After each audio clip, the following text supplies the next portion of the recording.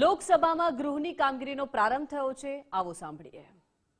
प्रमुख संवेदनशीलता का पूर्णतः ध्यान रखा गया है। साथ ही यह साझेदारी लघु और मध्यम उद्यमी, एमएसएमई उद्यमियों, कुशल श्रमिकों और उद्योग के लिए नए अवसर खोलेगी। उन्नत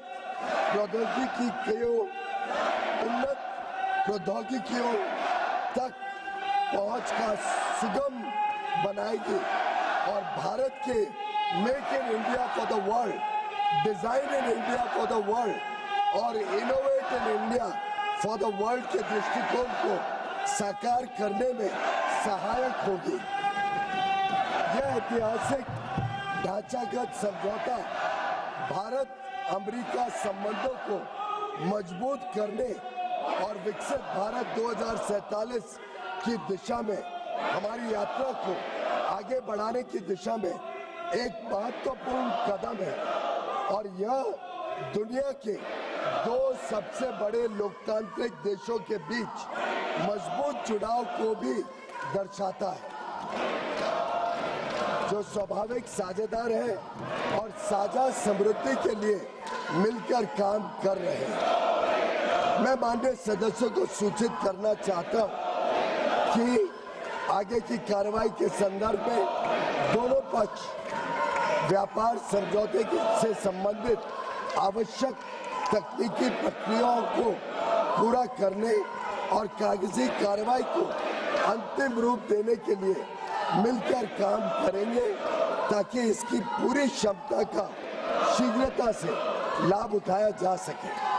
समझौते की विस्तृत रूपरेखा इन प्रक्रियाओं के समापन के पश्चात तुरंत घोषित की जाएगी। माननीय सदस्यों को भारत के ऊर्जा स्रोतों से संबंधित उन मुद्दों की जानकारी होगी जो इस समझौते पर हुई चर्चाओं के दौरान उठाए गए हैं। मैं स्पष्ट करना चाहता हूं, जैसा कि सरकार ने कई बार सार्वजनिक रूप से कहा है कि 140 करोड़ भारतीयों की ऊर्जा आवश्यकताओं की सुरक्षा सुनिश्चित करना सरकार की सर्वोत्तम प्राथमिकता है।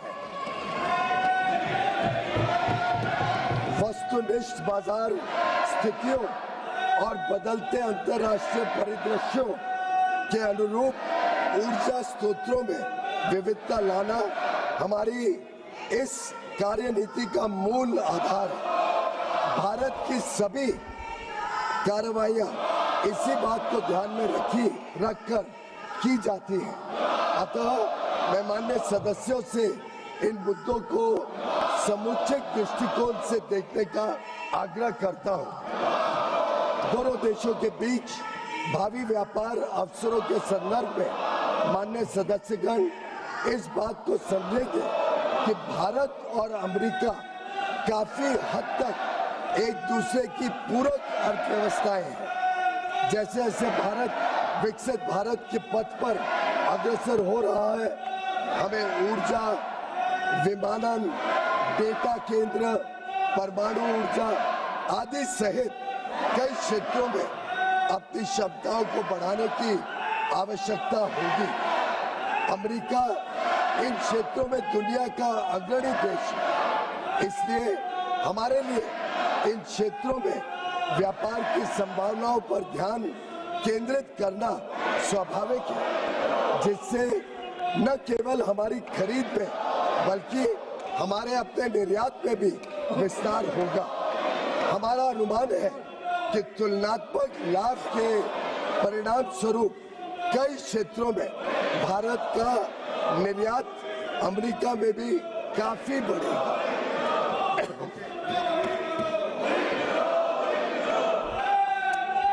विश्व की सबसे बड़ी अर्थव्यवस्था के साथ यह ढांचागत समझौता जो आने वाले वर्षों में वैश्विक विकास और नवाचार को गति प्रदान करेगा, भारत की जनता एवं राष्ट्र के व्यापक हित में है और देश को बहुत लाभ देगा। यह विकसित भारत और आत्मनिर्भर भारत दोनों को सशक्त बनाता है। हम अपने देश के लिए माननीय प्रधानमंत्री जी के इस दृष्टिकोण को साकार करने की दिशा में निरंतर कार्य करते रहेंगे। धन्यवाद महोदय।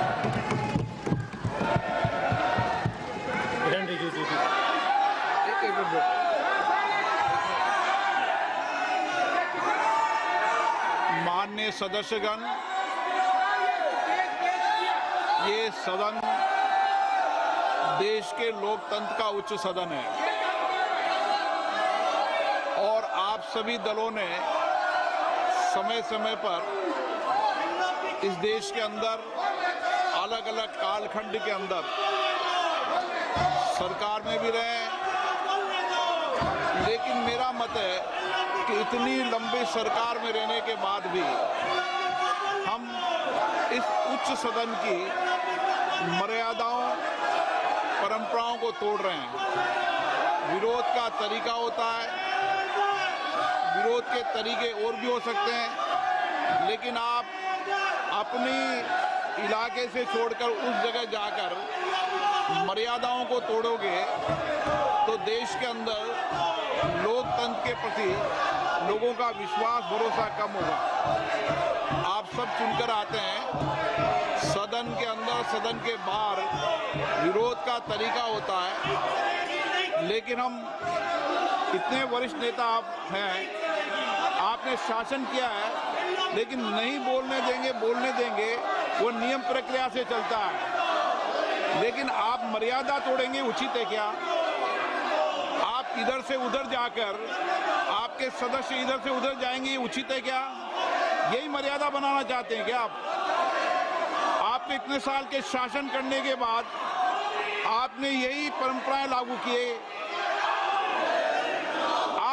आप वरिष्ठ लोग हैं, बालू जी, आप इतने सीनियर नेता हैं, ये देश में अच्छा लग रहा है कि आपको? आप इधर जाकर मंत्री बोल रहे हैं, आसन पे जाके खड़े हो रहे हैं, सत्ता पक्ष की तरफ बैनर लेकर आ रहे हैं। मर्यादा पहले भी विरोध हुआ है, लेकिन मर्यादा कभी किसी ने नहीं तोड़ी। आप शासन में रहे, ये प्रतिपक्ष में रहे, तब भी विरोध हुआ है, लेकिन मर्यादाएं कभी नहीं तोड़ी। लेकिन आप जो मर्यादाएं तोड़ रहे हैं, ये उचित नहीं है। आप शासन को ये मजबूर नहीं कर सकते।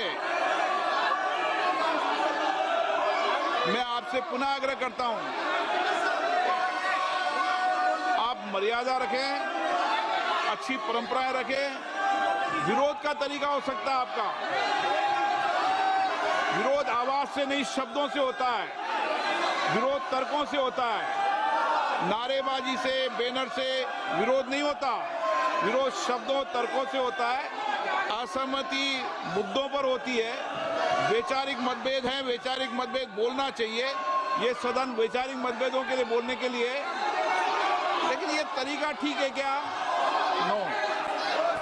अगर आप यही तरीका अपनाना चाहते हैं तो अपनाएं। मेरा एज अध्यक्ष के नाते आपसे आग्रह रहता है, सदन से आग्रह रहता है कि सत्ता पक्ष हो चाहे प्रतिपक्ष हो, सदन की मर्यादाओं, परंपराओं को बना के रखें। ये सभागृह आपका है, आप इस सभागृह का जितना अपमान करेंगे, देश आपको देखेगा, और आप इस सभागृह की प्रतिष्ठा को गिराने का कृत्य कर रहे हैं। इस व्यवस्था के अंदर सदन चलाना उचित नहीं है। मैं सदन की कार्रवाई आज 2 बजे तक के लिए स्थगित करता हूं।